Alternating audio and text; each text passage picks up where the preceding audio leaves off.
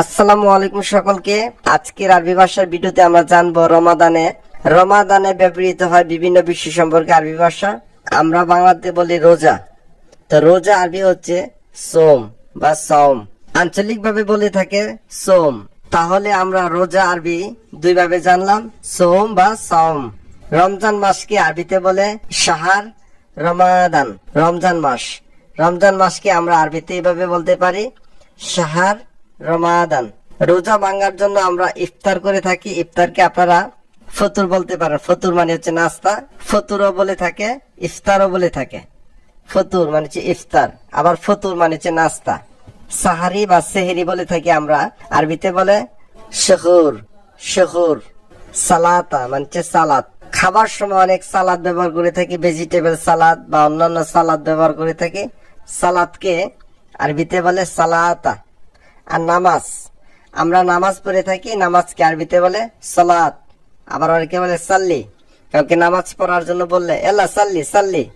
আর কান্ডিতে আপনারা দেখবেন এল্লা সাল্লি মানে নামাজ পড়তে আসো, এরকম বোঝানো হয়ে থাকে। আজ আমি রোজা আপনারা অনেকভাবে বলতে পারেন, তার মধ্যে হচ্ছে আনা সায়েম আলিয়ম, আজ আমি রোজা। যখন রোজাকে আমরা শব্দগতভাবে বলবো তখন বলবো সোম মানে রোজা।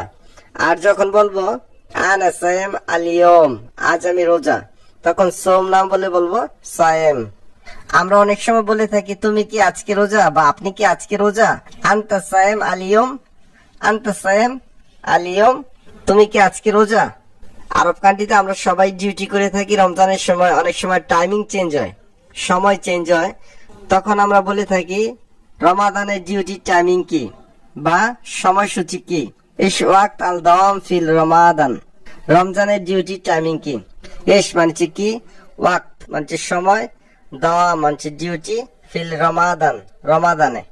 ইশ ওয়াক্ত আল দাওয়াম ফিল রমাদান, রমাদানের ডিউটি টাইমিং কি বা সময়সূচি কি। ইফতার সায়েম ফাস্টিং ব্রেকফাস্ট।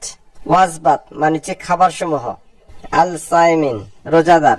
রমাদান করিম, রমজান মুবারককে আরবিতে বলে রমাদান করিম। রমাদান করিম মানে রমজান মুবারক। রমাদান মুবারক, হ্যাপি রমাদান। আপনি কি রোজা বা আপনি কি রোজা রেখেছেন।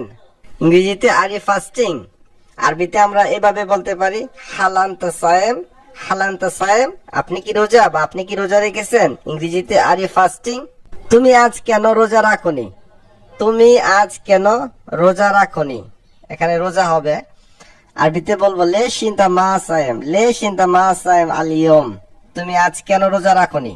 লে শিন্তা তুমি কেন, মা সায়েম রোজা রাখোনি, আলিয়ম মানে আজ। হ্যাপি ঈদ, আমরা ঈদের সময় অনেকে শুভেচ্ছা জানিয়ে থাকি, ঈদ মুবারক। আপনারা হ্যাপি ঈদ তাকে শুভেচ্ছা জানাতে এইভাবে বলতে পারেন ঈদ সাঈদ, ঈদ সাঈদ, হ্যাপি ঈদ।